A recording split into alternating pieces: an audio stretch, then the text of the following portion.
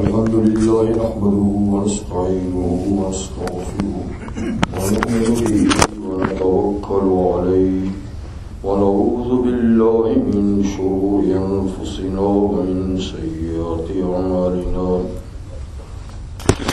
من يهده الله فلا مضل له ومن يضلل فلا هادي له ونشهد أن لا إله إلا الله وحده لا شريك له ونشهد أن سيدنا ومولانا محمدا عبده ورسوله صلى الله تعالى عليه وعلى آله وأصحابه وبارك وسلم تسليما كثيرا كثيرا. أما بعد، أعوذ بالله من الشيطان الرجيم. بسم الله الرحمن الرحيم.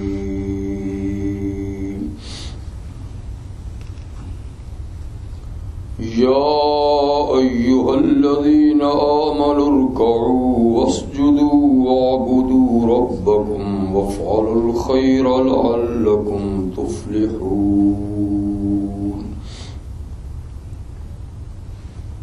وجاهدوا في الله حق جهاده هو اجتباكم وما جعل عليكم في الدين من حرج ملة أبيكم إبراهيم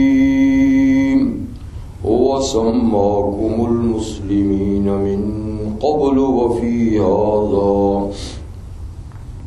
ليكون الرسول شهيدا عليكم وتكونوا شهداء على الناس فأقيموا الصلاة وآتوا الزكاة واعتصموا بالله هو مولاكم فنعم المولى ونعم النصير.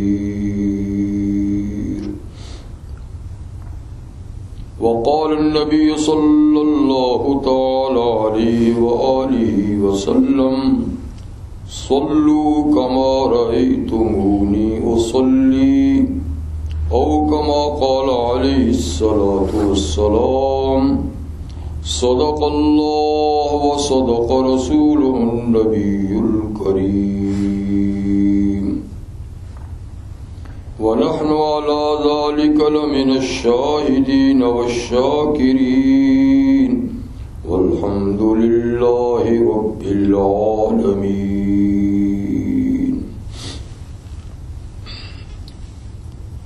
واجب الاحترام حضرات، سورۃ الحج کی آخری دو آیتیں اس وقت آپ کے سامنے تلاوت کی گئی. اللہ جل مجدہ ان آیات مبارکہ میں فرماتے ہیں، اے ایمان والو، رکوع کرو اور سجدہ کرو اور اللہ کی عبادت کرو، اچھے کام کرو تاکہ تم فلاح پاؤ، کامیاب ہو جاؤ، اور اللہ کے راستے میں محنت اور کوشش کرو جیسا کہ محنت اور کوشش کا حق ہے، یعنی خوب محنت اور کوشش کرو. وہی اللہ تو ہے جس نے تم کو منتخب کیا ہے، چنا ہے ساری امتوں میں، پسندیدگی کے لحاظ سے، فضیلت کے لحاظ سے تمہیں اللہ نے چنا ہے، اور تم پر تمہارے دین میں کوئی تنگی بھی نہیں رکھی، کوئی مشکل احکام بھی اللہ نے نہیں دیے جو تم کر نہ سکو، بڑے آسان احکامات تمہیں دیے، کیونکہ تمہارا دین وہی تو ہے جو تمہارے باپ ابراہیم علیہ السلام کی ملت تھی. تمہاری ملت وہی ہے جو ابراہیم علیہ السلام کی ملت تھی. اسی نے تمہارا نام مسلمان رکھا ہے، اسی نے سے یا مراد ابراہیم علیہ السلام ہیں یا خود اللہ تعالیٰ ہیں کہ ابراہیم علیہ السلام نے تمہارا نام مسلمان رکھا ہے یا یہ کہ اللہ تعالیٰ نے تمہارا نام مسلمان رکھا ہے؟ پہلے بھی تمہارا نام مسلمان تھا اور اس اسلام میں بھی تمہارا نام مسلمان ہی ہے، کیونکہ پہلے سے بھی جو دین چلا آ رہا ہے آدم علیہ السلام سے، تو دین کا نام اسلام ہی تھا اور اس کو ماننے والے مسلمان ہی تھے۔ فرق یہ کہ اس زمانے میں اس وقت کے نبی کی طرف دین کی نسبت ہوتی تھی، اور اس آخری زمانے میں اب دین کی نسبت اسلام ہی کی طرف اللہ نے رکھ دی ہے، ورنہ دین تو شروع سے اسلام ہی چلا ہے، من قبل و فی ھذا۔ اور تمہارا یہ انتخاب اور تمہارا یہ بلند مقام جو امتوں میں ہے، اس لیے تاکہ تم لوگوں پر شہادت دو قیامت کے دن دوسری امتوں پر، اور رسول اللہ صلی اللہ علیہ وسلم تم پر شہادت دیں، تمہاری سچائی کی شہادت دیں، تو تم ٹھیک طریقے سے نماز پڑھو، زکوٰۃ ادا کرو، وَاعْتَصِمُوا بِاللَّهِ، اور اللہ کو مضبوطی سے پکڑ لو، یعنی اس کے دین کو مضبوطی کے ساتھ پکڑ لو، کیونکہ وہی تمہارا کارساز ہے۔ تو کتنا اچھا کارساز ہے اور کتنا اچھا وہ مددگار ہے۔ یہ ان دو آیات کا ترجمہ تھا۔ رحمت عالم صلی اللہ علیہ وسلم کی ارشاد گرامی کا مطلب یہ ہے کہ چند نوجوان جن میں حضرت مالک بن حویرث رضی اللہ تعالیٰ عنہ بھی تھے، یہ دین سیکھنے کے لیے رسول اللہ صلی اللہ علیہ وسلم کے پاس آئے تھے۔ کچھ 15-20 دن یہ نوجوان حضور علیہ السلام کے پاس رہے اور انہوں نے دین سیکھا۔ کیونکہ نوجوان تھے تو حضور نے محسوس کیا کہ یہ اب گھر والوں کو یاد کرتے ہوں گے، گھر جانا چاہتے ہوں گے۔ تو آپ نے پوچھا بھائی تمہارے پیچھے کون کون ہیں؟ تو انہوں نے بتایا فلاں فلاں۔ تو فرمایا کہ ایسا کرو تم اب واپس جاؤ، اور ہدایات یہ دیں کہ دوران سفر جو تمہارا اچھی آواز والا ہو، اچھی آذان دے سکے وہ آذان دیا کرے، اور جو تم میں عمر میں بڑا ہو وہ تمہیں نماز پڑھایا کرے دوران سفر۔ اور یہ فرمایا کہ صلو کما رأیتمونی اصلی، دیکھو جیسے تم ان 15-20 دن مجھے نماز پڑھتے ہوئے دیکھا ہے نا، ایسی ہی نماز پڑھنا، ایسی ہی نماز پڑھنا۔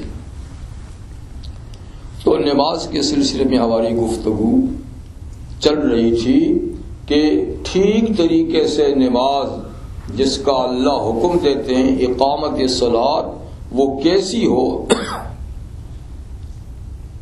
تو اس سلسلے میں بات شروع کی تھی کہ ہمیں یہ پتہ ہونا چاہیے کہ نماز کے اندر جو مختلف کام ہم کرتے ہیں، جن کو نماز کے اجزاء، اطراف، جیسے جسم کے اعضاء اور اطراف ہیں، نماز کے بھی اعضاء اطراف ہیں، وہ کیا کیا ہیں، ان کے کیا نام ہیں، ان کی حیثیت نماز میں کیا ہے۔ تو اس سلسلے میں بات تھی۔ تو پہلے میں نے آپ کو نماز کی شرائط بتائی تھی۔ دیکھیے میں ہر جمعے پہ رپیٹ اس لیے کرتا ہوں کہ یہ کوئی تقریر نہیں کر رہا، صرف بات کو ذہن میں بٹھانا چاہتا ہوں کہ یہ بات تو میں نے 2-3 جمعے پہلے کہی تھی، اب نہیں کہوں، نہیں، وہ مطلب میرا نہیں ہے۔ بات ذہن میں بٹھانی ہے۔ آخر ہم یا نماز ہی کے ذریعے تو آتے ہیں، اور نماز ہی کے ذریعے سے ہمیں دین کی اور باتیں سننے کا موقع بھی ملتا ہے، اور جس کام کے لیے ہم آئیں وہی ٹھیک نہ ہو تو پھر تو بات نہ بنی۔ تو اس لیے نماز کی میں نے بتایا تھا نا کچھ شرطیں ہیں، یعنی نماز سے پہلے ان کا ہونا ضروری ہے، اور کچھ چیزیں نماز کا رکن یا فرض ہے، نماز کے اندر جن کا ہونا ضروری اور فرض ہے۔ تو شرائط میں سے کیا ہے؟ پہلے تو میں نے کہا تھا میں پوچھوں گا، لیکن اب پوچھتے نہیں، خود ہی ہر جمعے پہ آپ کو بتاتا۔ نماز کی شرائط میں سے نمبر 1 طہارت، پاکیزگی، صفائی، ستھرائی. کتنی چیزوں کی؟ 3 چیزوں کی. پورے بدن کی صفائی، بے وضو ہے تو وضو کر کے، غسل کی حاجت ہے تو غسل کر کے. جس لباس میں نماز پڑھتے ہیں اس لباس کی صفائی، جس جگہ پہ نماز پڑھتے ہیں اس جگہ کی پاکیزگی. 3 یہ ہوگی. اور اس کے بعد ستر عورت، جسم کا ایک حصہ ایسا ہے جس کا نماز میں چھپانا بلکہ نماز کے علاوہ بھی چھپانا فرض ہے، اور اس پہ بلا وجہ نظر ڈالنی حرام ہے. وہ مرد کے لیے ناف کے نیچے سے گھٹنے کے نیچے تک، عورت کا پورا جسم سوائے چہرے، ہاتھ اور پاؤں کے. نماز کے اندر اس کا چھپانا ضروری ہے، اور اتنے کپڑے کا پھر پاک ہونا بھی ضروری ہے. وقت کا ہونا، قبلے کی طرف منہ ہونا، ٹھیک ہے، نیت کرنا، یہ سب نماز کی شرطیں ہیں. اور نماز کے اندر جب نماز شروع کریں تو کیسے؟ سیدھا کھڑے ہوں، جی، پاؤں بھی سیدھے رکھیں، پاؤں کے درمیان 4-5 انگل کا فاصلہ رکھیں، زیادہ کھلے یا زیادہ جوڑ کے نہیں رکھیں، جی. اور پھر نیت جو شرط ہے، نیت کے بعد تکبیر اولا، اس کے لیے کیا ہے؟ اللہ اکبر کا لفظ، اللہ اکبر. اللہ نہیں، اکبار نہیں، اللہ اکبر. اس کے ساتھ ہاتھ اٹھانے سنت ہے. یہ تکبیر اولا فرض ہے، ہاتھ اٹھانے سنت ہے. مردوں کے لیے کانوں تک، عورتوں کے لیے شانوں تک. انگلیاں اپنے حال میں رہیں، قبلے کی طرف مڑی رہیں، زیادہ صحیح ہے. چہرے کی طرف مڑی ہیں تو بھی کوئی ایسی بات نہیں. ہاتھ اٹھا کر اللہ اکبر کے ساتھ ہاتھوں کو لاف کے نیچے باندھ لینا، اس طریقے سے کہ یہ ہاتھ اس طریقے سے ہو، اس کے یوں بنا کر یہ اور یہ 3 انگلیاں اوپر رکھ کے. یہ سب باتیں مستحب ہیں، ٹھیک ہے، لیکن کرنی چاہیے. سے نماز کی ظاہری حالت خوبصورت ہوتی ہے. اللہ کے سامنے جب کھڑے ہو تو خوبصورت انداز میں کھڑے ہوں. لباس پہنے تو خوبصورت لباس پہن کے کھڑے ہوں، مکمل نماز پہن کے کھڑے ہوں، جی. تو ہاتھ باندھ لیں. اس کے بعد کیا پڑھنا ہوتا ہے؟ سبحانک اللہم وبحمدک وتبارک اسمک وتعالی جدک ولا الہ غیرک. پاک ہیں اے اللہ آپ کی تعریف کے ساتھ آپ کو یاد کرتا ہوں. برکت والا ہے آپ کا نام، اونچی ہے آپ کی شان، اور آپ کے سوا کوئی معبود نہیں. پھر تعوذ، اعوذ باللہ من الشیطان الرجیم، میں پناہ مانگتا ہوں اللہ کی شیطان مردود سے. پھر بسم اللہ الرحمن الرحیم، شروع کرتا ہوں اللہ کے نام سے جو بے حد مہربان رحم کرنے والا ہے. پھر سورۃ الفاتحہ.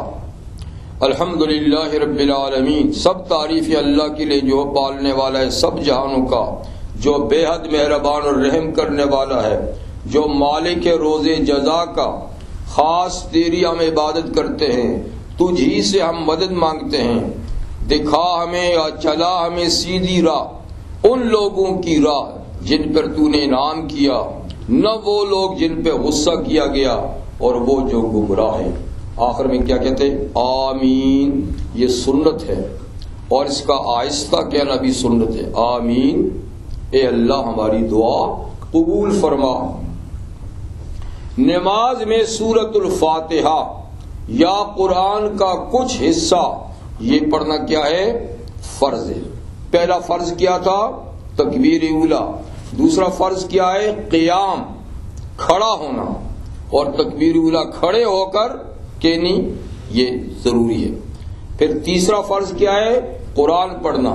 قرآن مجید کے پڑھنے میں سورۃ الفاتحہ اور قرآن مجید کا کچھ اور حصہ یہ دونوں آتے ہیں، لیکن دونوں میں سے کوئی ایک فرض ہے، دونوں کا الگ الگ پڑھنا واجب ہے. تو مقتدی کی کتنی حالتیں، یا نماز پڑھنے والے کی کتنی حالتیں ہیں؟ 3.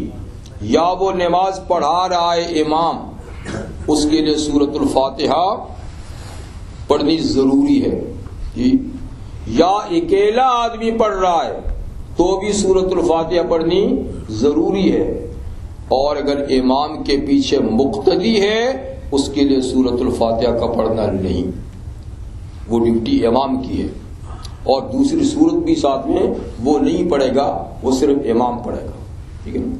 وہ صرف آمین کہے گا، اور آمین کہنے سے جیسے اس نے بھی پڑھ لی،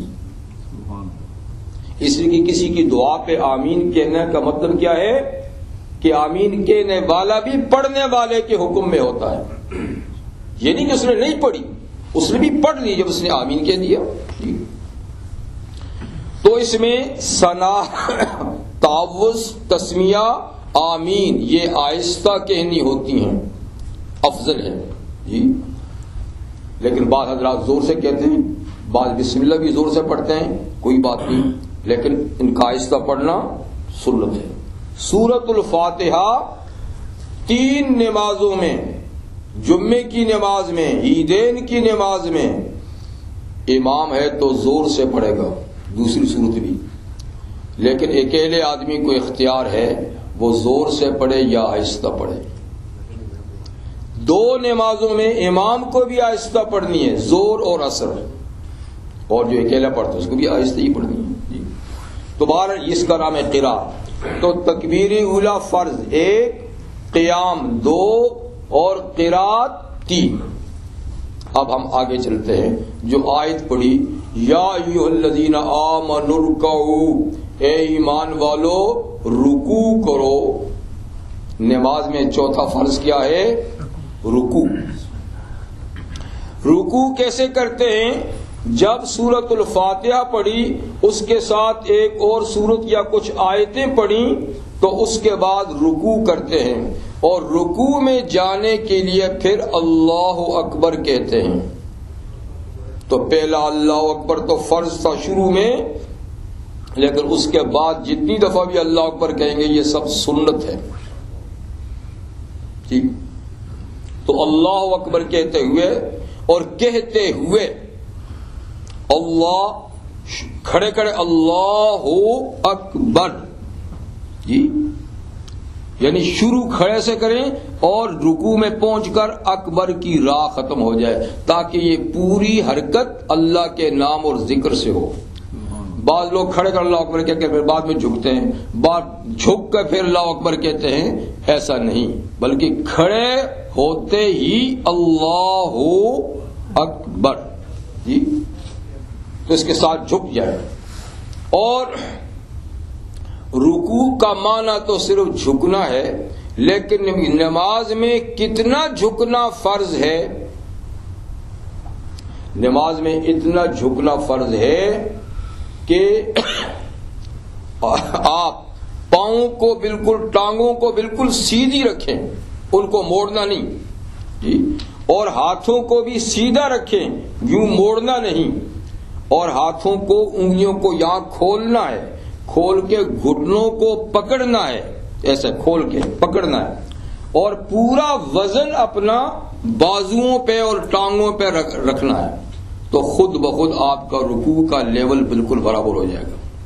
یعنی کمر، سر اور سرین تینوں کا لیول بالکل ایسا برابر ہونا چاہیے، ایسا نہیں، بالکل ایسا۔ یہاں تک کہ رکوع کی حالت میں اگر برتن پانی کا بھرا ہوا پیٹھ پہ رکھا جائے تو وہ چھلکے نہیں، بشرطے کہ پیٹھ بھی سیدھی ہے، کسی کی پیٹھ کبڑی ہوتی ہے، وہ نہیں، سیدھی ہے تو برتن پانی کا بھرا ہے، اتنا بالکل لیول برابر ہونا چاہیے جی۔ اور اسی طریقے سے ہوتا ہے کہ ہاتھوں پر پورا دباؤ ڈالیں اور ہاتھوں اور بغل کی کمان بن جائے، کمان، تو اس طریقے سے، اس میں جوڑنا نہیں، ہاتھوں کو اس طرح نہیں کرنا، پاؤں کی اس طریقے سے نہیں کرنا جی۔ لیکن یہ مردوں کے لیے ہے، عورتوں کو سمٹ کر رکوع کرنا ہے، وہ رکوع میں جھک جائیں ان کے ہاتھ بے شک یہاں مل جائیں اور قدرے پاؤں بھی سکیڑ لے جتنا بھی ہو سکتا ہے، اس لیے کہ زیادہ سے زیادہ تستر یعنی ستر اور پردہ جتنا حاصل ہو سکتا ہے وہ نماز کے اندر وہ کریں. اسی لیے ان کو ہاتھ یہاں تک اٹھانے ہیں، اس لیے انہوں نے ہاتھ یہاں باندھنے ہیں جی، اور اسی طریقے سے سجدہ انہوں نے اس طریقے سے کرنا ہے. بعض لوگ مغالطے میں ڈالتے ہیں کہ صلو کما رأیتمونی اصلی، حضور نے فرمایا کہ جیسا میں نماز پڑھتا ہوں ایسا پڑھو. میاں یہ لوگ حضور نے مردوں کو کہا تھا اور اس قافلے میں عورتیں نہیں تھیں، اس قافلے میں عورتیں نہیں تھیں، وہ نوجوان مرد تھے. ان کو کہا کہ تم جاؤ تو میری طرح نماز پڑھنا. عورتوں کے لیے تو حضور کے دوسرے ارشادات ہیں. تو ایک مغالطہ یہ دیتے ہیں کہ دیکھو اس حدیث میں حضور نے فرمایا کہ میری طرح پڑھو تو مرد عورتوں دونوں کو، نہ یہ غلط بات ہے، صرف مردوں کو کہا تھا. دوسرا مغالطہ یہ دیتے ہیں کہ ایک خاتون صحابیہ مردوں کی طرح نماز پڑھا کرتی تھی. تو پہلے بات یہ کہ وہ پتہ نہیں وہ خاتون صحابیہ تھیں یا تابعیہ تھیں. پہلے تو یہ اختلافی بات ہے کہ وہ صحابیہ تھیں بھی کہ نہیں. فرض کریں کہ وہ صحابیہ بھی ہوں تو حضور علیہ السلام کا حکم معتبر ہے نہ کہ کسی صحابی کا. ہاں حضور کا کوئی حکم نہ ہو پھر صحابی کی بات بھی معتبر ہے. جہاں حضور علیہ السلام کا ارشاد موجود ہے، آپ کی ہدایات موجود ہیں، پھر کسی صحابی یا غیر کا حکم وہاں نہیں چلتا. تو پہلی بات یہ کہ یہ اس صحابیہ یا غیر صحابیہ جو بھی تھی اس کا اپنا فعل ہے، ٹھیک ہے، یہ کوئی اوروں کا فعل نہیں، نہ حضور کا ارشاد ہے. تو حضور علیہ السلام کا اپنا ارشاد عورتوں کے بارے میں یہی ہے کہ وہ ایسی حالت میں نماز پڑھیں کہ جو پڑھنا ہے وہ تو مردوں عورتوں کا ایک ہی جیسا ہے، لیکن جو ظاہری حالت ہے نماز کی اس میں ایک جیسا نہیں. وہ پورے سطر کا خیال کریں تو رکوع وہ جھک کر کریں گے، ٹھیک ہے نا. جب رکوع کیا تو اس میں 3 دفعہ کم سے کم، 5 دفعہ درمیانہ، 7 دفعہ ہائی لیول کی سنت کیا ہے؟ سبحان ربی العظیم. کم سے کم سنت کیا ہے؟ 3 دفعہ سبحان ربی العظیم. درمیانی سنت کیا ہے؟ 5 دفعہ. اعلی سنت کیا ہے؟ 7 دفعہ. لیکن اہل علم کہتے ہیں کہ اگر کوئی نماز پڑھاتا ہے تو وہ مقتدیوں کی رعایت کرے اور صرف 3 دفعہ، امام صرف 3 دفعہ ہی پڑھا کرے. جی، مقتدی اتنا پڑھے جب تک امام اٹھا نہیں. ان کے لیے کوئی رعایت کی بات نہیں کہ وہ 3 یا 5 پڑھیں، وہ پڑھتے رہیں. جو ہی امام اٹھا انہوں نے جتنا بھی پڑھا ہے بس کافی ہے. رعایت امام کو رکھنی ہے. لیکن کہیں اگر مقتدی بھی ایسے ہیں جو 5 دفعہ پڑھنے کے عادی ہیں، 7 دفعہ پڑھنے کے عادی ہیں، تو پھر امام کو بھی 5-7 دفعہ پڑھنا چاہیے. جہاں عادت نہیں وہاں 3 دفعہ پڑھیں، ٹھیک ہے نا. تو خیر 3 دفعہ، یا اس لیے کہ جب آیا کریمہ نازل ہوئی فسبح باسم ربک العظیم، اے محمد صلی اللہ علیہ وسلم آپ اپنے بڑے رب کی تسبیح بیان کریں جو عظمت والا ہے. تو حضور نے فرمایا اجعلوہ فی رکوعکم، یہ تسبیح اپنے رکوع میں رکھ دو، اپنے رکوع میں مقرر کر لو. سبحان ربی العظیم، پاک ہے میرا رب عظمتوں والا، پاک ہے میرا رب عظمتوں والا. کیسا پیارا کرنا، کیسا پیارا کرنا. پھر رکوع سے اٹھیں اور اٹھتے ہی کہیں سمع اللہ لمن حمدہ، سمع اللہ لمن حمدہ. اکیلا آدمی ہے وہ بھی یہی کہے گا، امام ہے وہ بھی یہی کہے گا، لیکن مقتدی کو سمع اللہ لمن حمدہ نہیں کہنا، وہ صرف ربنا لک الحمد کہے گا. جب امام سمع اللہ لمن حمدہ کہے تو مقتدی کیا کہے؟ ربنا لک الحمد. یا تقسیم ہے، آپ نے فرمایا اذا قال الامام سمع اللہ لمن حمدہ فقولوا ربنا لک الحمد. جب امام سمع اللہ لمن حمدہ کہہ لے تو تم ربنا لک الحمد کہو، تو تقسیم ہے، اس لیے یہاں شراکت نہیں ہے۔ البتہ اہل علم کہتے ہیں کہ امام خود بھی ربنا لک الحمد کہے، بعض کہتے ہیں کہ نہ کہے، لیکن بعض کہتے ہیں کہ امام ربنا لک الحمد بھی کہے، لیکن مقتدی صرف ربنا لک الحمد کہے گا، ٹھیک ہے۔ کیا معنی ہے؟ سن لی اللہ نے اس کی جس نے اس کی تعریف کی، سمع اللہ، سن لیا اللہ نے، لمن، اس آدمی کی بات کو، حمدہ، جس نے اللہ کی حمد کی۔ اس کے ساتھ سنت کلمات اور بھی، حمدن کثیرن طیبا مبارکن فی، اگر کسی کو یاد ہے تو وہ بھی پڑھ لے، ربنا لک الحمد حمدن کثیرن طیبا مبارکن فی، یا اور بھی الفاظ ہیں، لیکن اتنا کہنا بھی کافی ہے، سمع اللہ لمن حمدہ ربنا لک الحمد، اے ہمارے رب آپ ہی کے لیے ساری تعریفیں ہیں، ڈائریکٹلی بھی انڈائریکٹلی بھی آپ ہی کے لیے ہیں۔ یعنی کسی مخلوق کی تعریف کریں تو بھی تعریف آپ ہی کو جاتی ہے، اس لیے کہ اس مخلوق میں وہ تعریف کی باتیں آپ ہی نے تو پیدا کی ہیں۔ تو بہرحال سب تعریفیں آپ کے لیے ہیں۔ ربنا لک الحمد جو ہے یہ 4 طرح کہنا جائز ہے، 4 طرح۔ اللہم ربنا لک الحمد، یہ بھی صرف ربنا لک الحمد، یہ ربنا ولک الحمد، یہ بھی اللہم ربنا ولک الحمد، یہ بھی، اور سب سے افضل ان میں یہی ہے اللہم ربنا ولک الحمد۔ لیکن بہرحال چاروں میں سے جو بھی کہہ دیا ٹھیک ہے۔ صرف ربنا لک الحمد، جی ربنا ولک الحمد، اور اللہم ربنا لک الحمد، اللہم ربنا ولک الحمد، تو یہ کھڑے کھڑے کہنا ہے۔ پھر اس کے بعد اگلا فرض کیا ہے؟ سجدہ ہے۔ یا ایھا الذین آمنوا ارکعوا واسجدوا، ایمان والو رکوع کرو اور سجدہ بھی کرو۔ لیکن نماز میں رکوع ایک ہے، ایک رکعت میں قیام ایک ہے، ایک رکعت میں قرات ایک ہے، ٹھیک، لیکن ایک رکعت میں سجدے 2 ہیں، دونوں فرض ہیں۔ تو جب سجدے میں جائے تو بھی جاتے ہوئے اللہ اکبر کہے، یہ سنت ہے، یہ بھی اللہ اکبر سنت ہے، اور جاتے شروع کرے اللہ، اور جب زمین پہ سر ٹیکے تو اکبر کی راہ وہاں ہو، تاکہ یہ پورا حصہ اللہ کے ذکر میں ہو۔ یہ نہیں کہ اللہ اکبر کہہ کے پھر بعد میں گیا، یا سجدے میں سر رکھ کے پھر اللہ اکبر کہا، جو بعض لوگ ایسے بھی کرتے ہیں۔ تو بہتر، یہ افضل بات کر رہا ہوں، بہتر بات کر رہا ہوں، جائز تو وہ بھی ہے کہ سجدے میں پہنچ کے اللہ اکبر کہہ دیا آپ نے، لیکن افضل یہ ہے کہ جاتے ہی اللہ پہنچ کر اللہ اکبر، تاکہ یہ پورا حصہ خالی نہ جائے، تکبیر میں جائے، ذکر میں جائے۔ تو جائے کس طریقے سے؟ پاؤں تو پہلے سے زمین پہ لگے ہوئے ہیں، جاتے وقت پہلے گھٹنے زمین پہ ٹیکے، پھر دونوں ہاتھ زمین پہ رکھے، پھر ناک اور پھر پیشانی۔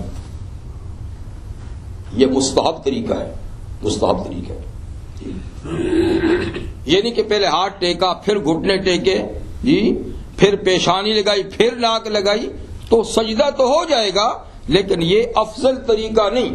افضل یہی ہے کہ پہلے گھٹنے لگیں، پھر دونوں ہاتھ۔ نماز کے اندر یاد رکھیے 2 حالتیں ایسی ہیں کہ جن میں انگلیوں کا کھولنا یا بند کرنا ہے، باقی سب حالتوں میں انگلیوں کو اپنے حال میں رہنے دینا ہے۔ ایک جب رکوع کرے تو انگلیوں کا کھول کر گھٹنوں کو پکڑنا ہے، کھول کر۔ عورتوں کے لیے نہیں کھولنا، ان کو صرف بند ہاتھ گھٹنوں پہ رکھنے، کیونکہ انہوں نے جھکنا ہے نا۔ اور دوسرا جب سجدہ کرے تو اب انگلیوں کو جوڑنا ہے، انگلیوں کو جوڑ کے رکھنا ہے، بس یہ 2، باقی سب حصے جو نماز کے ہیں اس میں انگلیاں اپنے حال پہ رہیں، جتنی کھلی ہیں اتنی رہیں، بس نہ بند کریں نہ کھولیں. تو انگلیوں کو قبلہ رو اس طرح رکھیں اور ایسا رکھیں کہ آپ کے کان سجدے میں آپ کے انگوٹھوں کے برابر ہوں. نہ ایسا رکھیں کہ سجدہ آگے کیا جائے، نہ ہاتھ آگے رکھیں کہ سجدہ پیچھے کیا جائے، بلکہ اس طرح رکھیں کہ دونوں ہاتھوں کے درمیان سر آئے اور کان انگوٹھوں کے برابر رہیں اور قریب. اور سجدے کی حالت میں بھی تمام اعضاء نکھرے ہوئے ہوں، الگ الگ ہوں. ہاتھوں کو بچھانا نہیں، زمین پہ کھڑا رکھنا ہے، اور رانوں سے بھی الگ رکھنا ہے، رانوں کو پیٹ سے بھی الگ رکھنا ہے. لیکن اس ساری حالت میں عورت کو اپنے آپ کو سکیڑنا ہے. اس کی رانیں پیٹ کے ساتھ ملی ہوں، ران کے ساتھ پاؤں ملے ہوں، پنڈلی ملی ہو، اور ہاتھ بھی زمین پہ بچھے ہوئے ہوں، یعنی بالکل بچھ کر سجدہ کرے.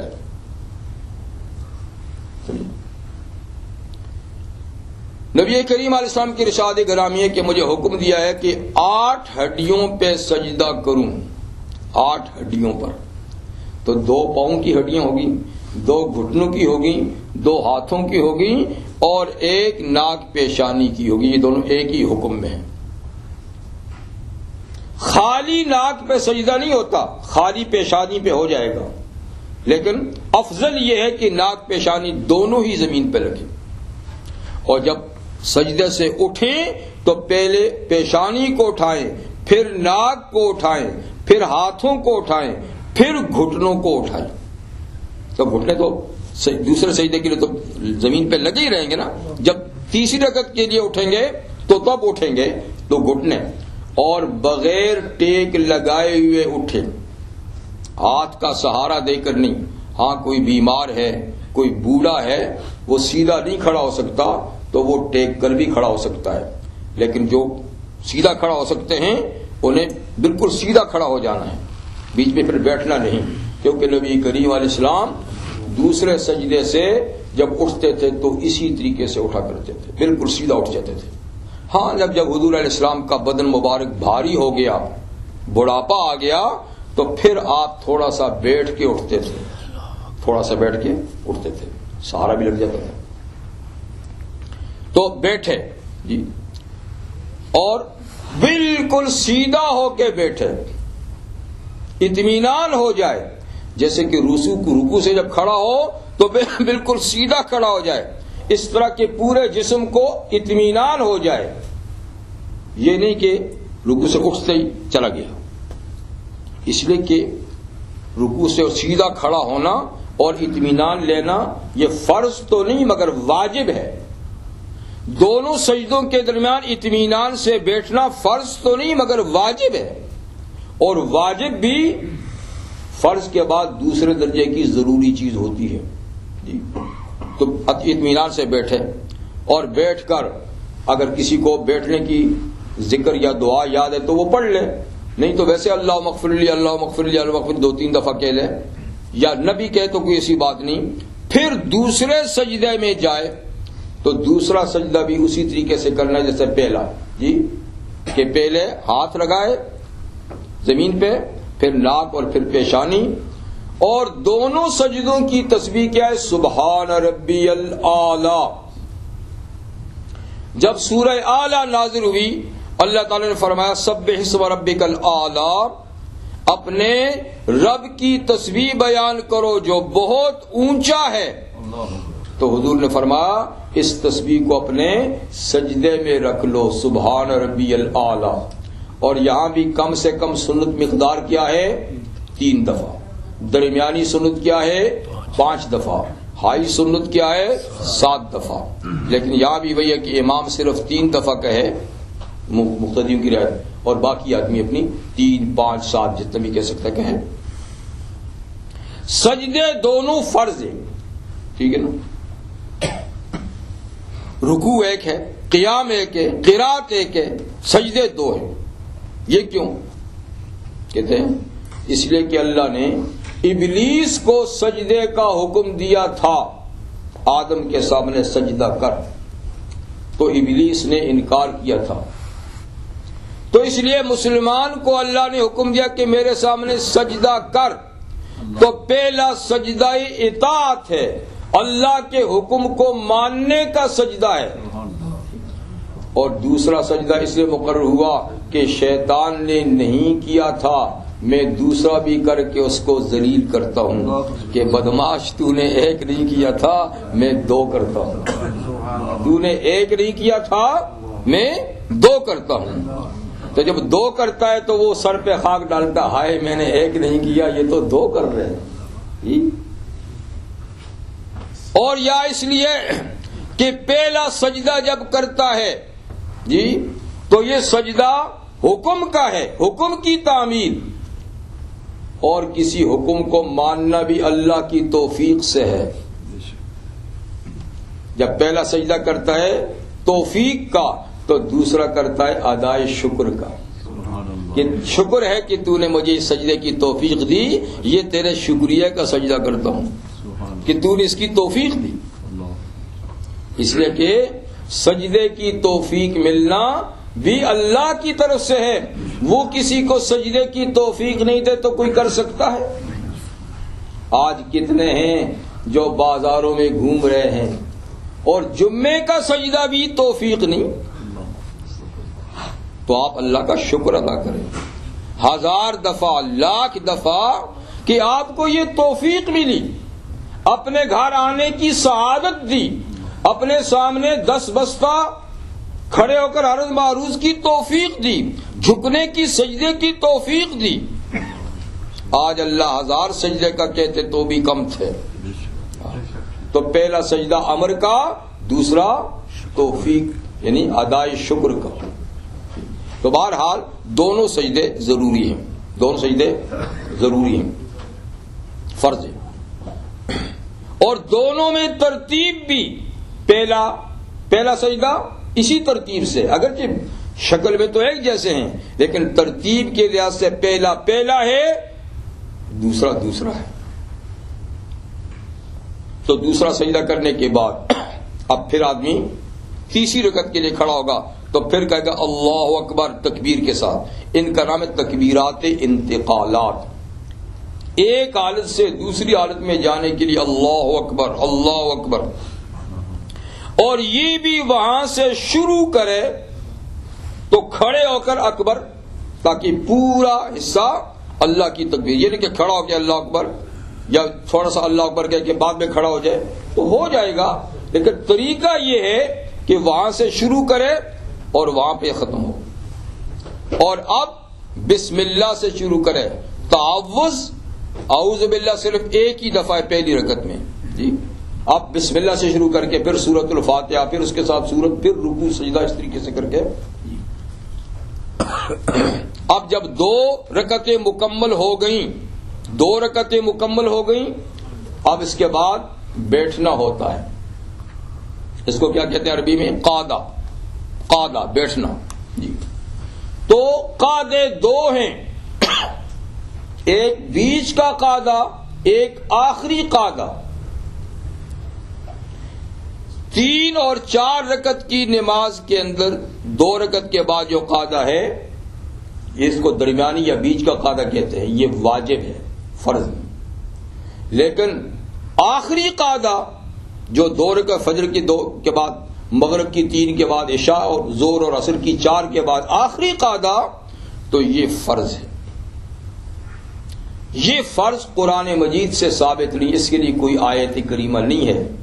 لیکن رحمت عالم صلی اللہ علیہ وسلم نے عبداللہ ابن مسعود رضی اللہ تعالیٰ عنہ کو ارشاد فرمایا تھا، اذا فعلت ھذا او قرأت ھذا فقد تمت صلاتک، کہ عبداللہ جب تو نے ایسا کر لیا یا اتنا پڑھ لیا تو بس تیری نماز پوری ہو گئی. تو اس کو فرض اجتہادی کہتے ہیں. تو بہرحال قعدے کی صورت کیا ہے کہ جب بیٹھنا چاہے گا تو اب کیسے بیٹھے؟ تو بائیں پاؤں کو موڑ کر اس پر بیٹھے اور دائیں پاؤں کو کھڑا رکھے اور انگلیاں دائیں پاؤں کی تو قبلے کی طرف موڑ دے. اور بائیں کی جتنی مڑ سکتی ہے موڑنے کی کوشش کرے، کیونکہ وہ تو ٹیڑھا ہے نا، لیکن جو دایاں ہے اس کو کھڑا کرے گا تو اس کی انگلیاں قبلے کی طرف موڑ دے. تو دونوں قعدوں میں اس طریقے سے بائیں پاؤں کو موڑ کر اس پہ بیٹھنا اور دائیں پاؤں کو کھڑا رکھنا اور انگلیوں کو قبلے کی طرف موڑنا، یہ سنت طریقہ ہے قعدے کا بیٹھنے کا. البتہ اگر کسی کا بدن بھاری ہے یا بیمار ہے، وہ ایک پاؤں پہ نہیں بیٹھ سکتا، تو اس کے لیے اجازت ہے کہ وہ زمین پہ بیٹھ جائے. اس طرح پھر بایاں پاؤں جو ہے نا اس کو نیچے سے نکال دے، لیکن دائیں کو پھر بھی کھڑا رکھے اور اس کی انگلیاں قبلے کی طرف، اس کو پھیلائی نہیں، اس کو نہیں پھیلا، اس کو کھڑا رکھے. الا یہ کہ عذر ہے وہ نہیں کھڑا ہو سکتا تو بات الگ ہے. عذر میں تو بہت ساری چیزیں جائز ہو جاتی ہیں، لیکن بلا عذر دائیں پاؤں کو موڑے گا نہیں، کھڑا ہی رکھے گا. البتہ یہ کہ بائیں پاؤں پہ بیٹھنے کے بعد زمین پہ بیٹھ جائے. نبی کریم علیہ السلام درمیان کے قعدے میں اور جوانی کے زمانے میں بیچ کے قعدے میں بھی ایسے ہی بیٹھا کرتے تھے، لیکن آخر عمر میں جب بدن بھاری ہو گیا مبارک بدن آپ کا، تو پھر آپ زمین پہ بیٹھتے تھے اور بائیں پاؤں کو نیچے سے نکال دیتے تھے. اس لیے ائمہ میں سنت طریقے میں اختلاف ہوا کہ کیا ہے، لیکن اس کی اصل میں وجہ یہ ہے کہ مجبوری کی حالت میں اس طرح بھی بیٹھ سکتے ہیں، بلا مجبوری ہو تو پاؤں پر بیٹھے اور ہاتھوں کو رانوں پہ رکھیں، گھٹنوں پہ نہیں. گھٹنوں پہ رکھیں گے تو انگلیاں یوں مڑ جائیں گی، رانوں پہ رکھیں گے تو انگلیاں قبلے کی طرف سیدھی رہیں گی. تو سیدھی رکھے، موڑ کے نہیں رکھے. بیٹھ گئے تو بیٹھنے کے بعد تشہد کا پڑھنا دونوں قعدوں میں واجب ہے، فرض نہیں. پڑھنا جو ہے نا پہلے قعدے میں بھی دوسرے میں بھی واجب ہے، فرض نہیں. اور تشہد ایک عبداللہ ابن مسعود رضی اللہ عنہ سے مروی ہے، ایک عبداللہ ابن عباس سے مروی ہے، ایک عبداللہ ابن عمر سے مروی ہے. ہمارے ہاں عبداللہ ابن مسعود رضی اللہ عنہ کی تشہد پڑھی جاتی ہے. آپ کوئی بھی پڑھ سکتے ہیں، لیکن وہ زیادہ جامع معنی ہے. وہ کیا ہے؟ التحیات للہ والصلوات والطیبات السلام علیک ایھا النبی ورحمۃ اللہ وبرکاتہ السلام علینا وعلی عباد اللہ الصالحین اشہد ان لا الہ الا اللہ واشہد ان محمدا عبدہ ورسولہ. یہ تشہد ہے. تو یہ تشہد پہلے قعدے میں بھی پڑھنی واجب ہے، ضروری ہے، اور دوسرے قعدے میں بھی پڑھنی واجب اور ضروری ہے. دوسرے قعدے میں بیٹھنا فرض، تشہد واجب. پہلے قاعدے میں بیٹھنا بھی واجب، تشہد بھی واجب. تشہد کیا ہے؟ امام غزالی رحمۃ اللہ علیہ فرماتے ہیں یہ رحمت للعالمین صلی اللہ علیہ وسلم کا اللہ تعالی کے ساتھ مکالمہ ہے لیلۃ المعراج کا، کہ لیلۃ المعراج میں حضور صلی اللہ علیہ وسلم جب اللہ تعالیٰ کی زیارت سے مشرف ہوئے اور باہمی جو گفتگو ہوئی وہ تشہد ہے. وہ کیا کہتے ہیں؟ یہ دستور ہے جب کوئی کسی سے ملنے کے لیے جاتا ہے تو حسب استطاعت گفٹ لے کر جاتا ہے. میں فلاں سے ملنے کے لیے جاتا ہوں تو کچھ نہ کچھ اس کو دوں، جی کچھ نہ کچھ اپنی حیثیت کے مطابق. اور یہ ہر جانے والا کرتا ہے اپنی حیثیت سے، اس حیثیت سے نہیں کہ جس کے پاس جاتا ہوں اس کی حیثیت کیا ہے. تو ایک غریب سے غریب آدمی بھی کسی بادشاہ سے ملنے جاتا ہے تو اپنی توفیق کے مطابق وہ بھی چیز لے جاتا ہے. یہ نہیں کہ میری چیز کا بادشاہ محتاج ہے، یہ ایک تعلق کی بات ہے. جی تو کہتے ہیں جب آقا پہنچے صلی اللہ علیہ وسلم تو اللہ تعالیٰ نے اسی دستور کے بارے سے حوالے سے پوچھا کہ محمد صلی اللہ علیہ وسلم کیا لائے ہو؟ آنے والا کچھ گفٹ لاتا ہے، کیا لائے ہو؟ تو حضور صلی اللہ علیہ وسلم نے گفٹ پیش کیا، التحیات للہ والصلوات والطیبات، میرے اللہ 3 چیزوں کا گفٹ لایا، 3 چیزیں جو آپ کے پاس نہیں ہے۔ وہ کیا؟ تمام بدنی عبادت، تمام زبانی عبادتیں اللہ کے لیے ہیں، عبادت اللہ کے پاس نہیں، وہ بندے کی چیز ہے۔ اور تمام بدنی عبادتیں، تمام مالی عبادتیں آپ کے لیے لایا ہوں۔ سب زبانی عبادتیں، سب بدنی عبادتیں، سب مالی عبادتیں آپ کے لیے لایا۔ تو جب کوئی میزبان کے پاس جاتا ہے گفٹ لے کر، تو جب آتا ہے تو میزبان بھی کچھ اپنی شان کے مطابق گفٹ دیتا ہے۔ ہاں جی، تو اس کے جواب میں 3 کے جواب میں اللہ تعالیٰ نے 3 گفٹ آقا کو دیے۔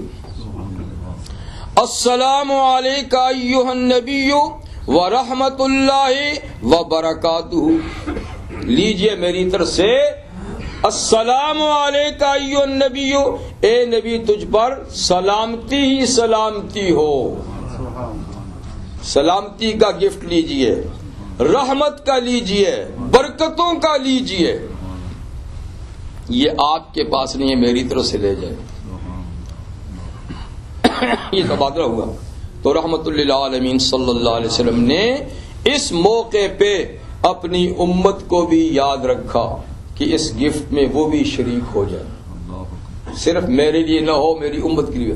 تو اس نے آپ نے فرمایا السلام علینا وعلی عباد اللہ الصالحین، اے اللہ آپ کی سلامتی کا تحفہ ہم پر ہو اور آپ کے سارے نیک بندوں پر بھی ہو۔ کیا بات ہے، اس کو کہتے ہیں نبی الرحمہ، نبی الرحمہ، رحمت والے نبی۔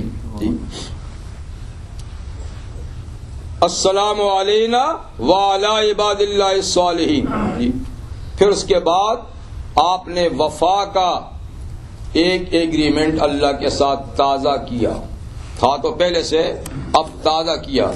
اشہد ان لا الہ الا اللہ واشہد ان محمدا عبدہ ورسولہ، ایمان کا اقرار کہ میں اس بات کی شہادت دیتا ہوں کہ اللہ کے سوا کوئی لائق عبادت نہیں، اور میں اس بات کی شہادت دیتا ہوں کہ محمد صلی اللہ علیہ وسلم اللہ کے بندے اور اس کے رسول ہیں۔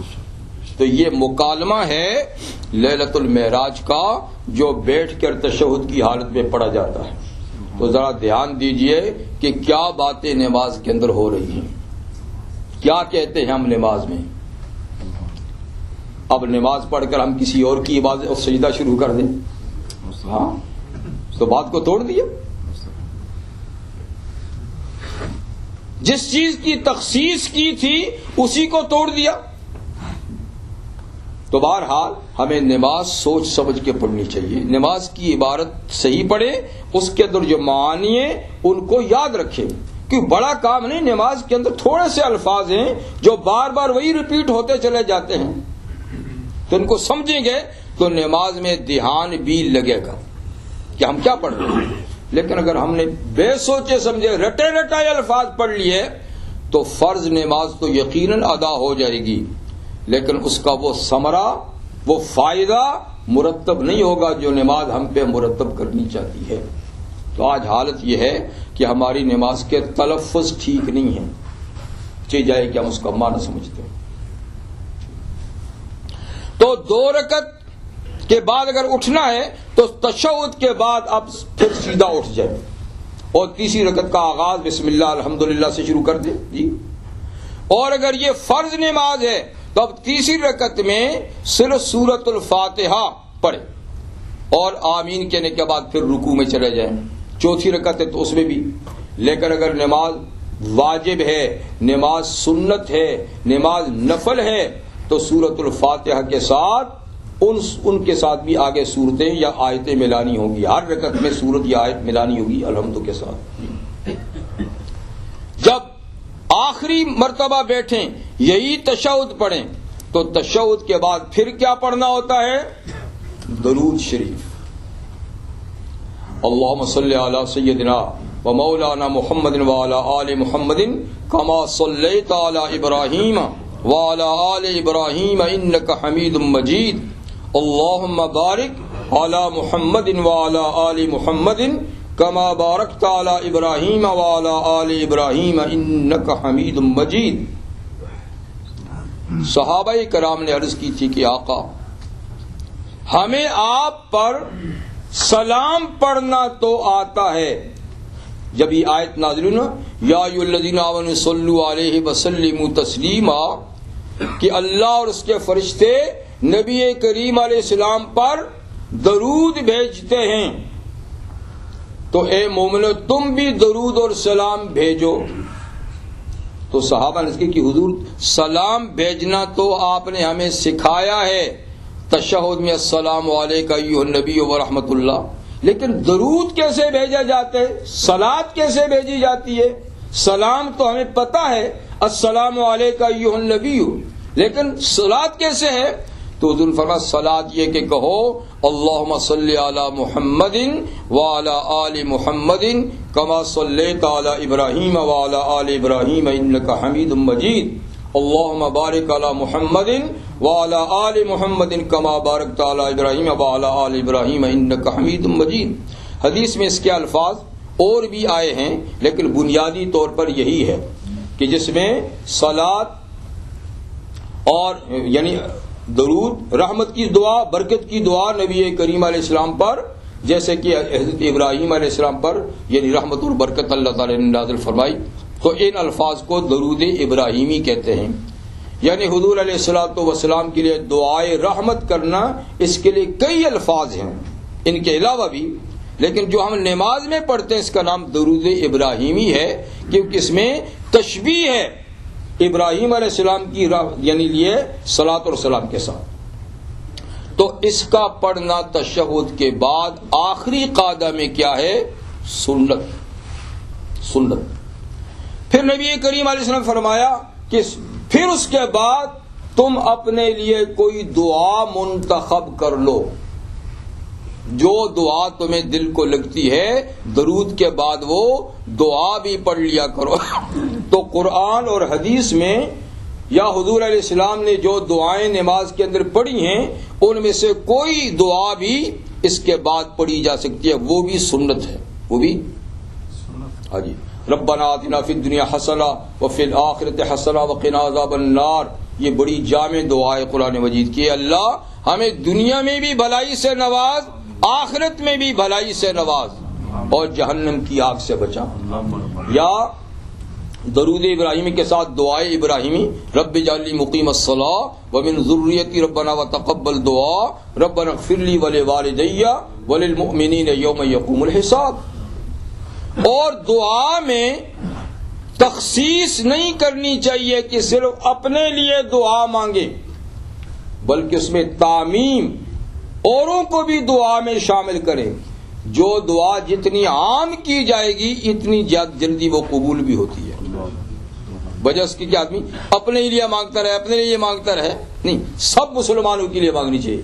جیسے کہ دعا ابراہیم میں بھی ایسی ہے، رب اجعلنی مقیم الصلاۃ، اپنے لیے میں اے اللہ مجھے ٹھیک نماز پڑھنے والا بنا دے، ومن ذریتی، میری اولاد کو بھی، اور اے اللہ میری اس دعا کو قبول فرما، اور یہ کہ ربنا اغفر لی، مجھے بخش دے، میرے ماں باپ کو بخش دے، اور تمام مومنوں کو بخش دے یوم یقوم الحساب۔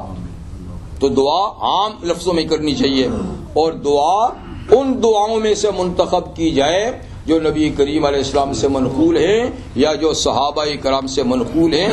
یعنی ایسی چیز نماز میں نہ مانگے جو آدمی دوسروں سے مانگ سکتا ہے کہ مجھے کھانا کھلا دو، میرا فلانا کام کر دو، بلکہ ایک ایسی دعا مانگے جو عام لوگ نہ کر سکے، سب کو شامل ہو۔ تو دعا پڑھنے کے بعد تو تشہد واجب، درود اور دعا سنت، اس کے بعد اب نماز سے نکلنا ہے، تو نماز سے نکلنا السلام علیکم کے لفظوں کے ساتھ یہ واجب ہے۔ نکلنے کے لیے السلام علیکم واجب ہے، رحمت اللہ سنت ہے. السلام علیکم ورحمت اللہ، بس اتنا ہی، وبرکاتہ ساتھ نہیں. اگرچہ وہ بھی دعا کا لفظ ہے، لیکن جتنا نبی کریم علیہ السلام سے ثابت ہے نا اتنا ہی ہونا چاہیے. تو السلام علیکم ورحمت اللہ کہہ کر دائیں طرف منہ پھیر دے، اور یہ بھی سامنے سے شروع کرے اور منہ پھیر کر ختم کرے. اور اس وقت نظر کہاں ہو؟ شانے پر ہو، پورا منہ پھر جانا چاہیے. یہ نہیں السلام علیکم بس تھوڑا سا نہیں، ایسا. صحابہ فرماتے ہیں کہ جب حضور علیہ السلام سلام پھیرتے تھے تو آپ کے چہرے انور کی سفیدی ہمیں نظر آتی تھی، اتنا منہ پھیرتے تھے. ادھر بھی پھر السلام علیکم ورحمۃ اللہ، اس طرف بھی. اس میں اکیلا آدمی نماز پڑھ رہا اور سلام پھیرے تو دائیں بائیں جو فرشتے ہیں ان کی نیت کرے ان کو سلام کر رہا ہوں، اور امام ہے تو دائیں بائیں کے جو لوگ ہیں ان کی نیت کرے کہ ان کو سلام کر رہا ہوں.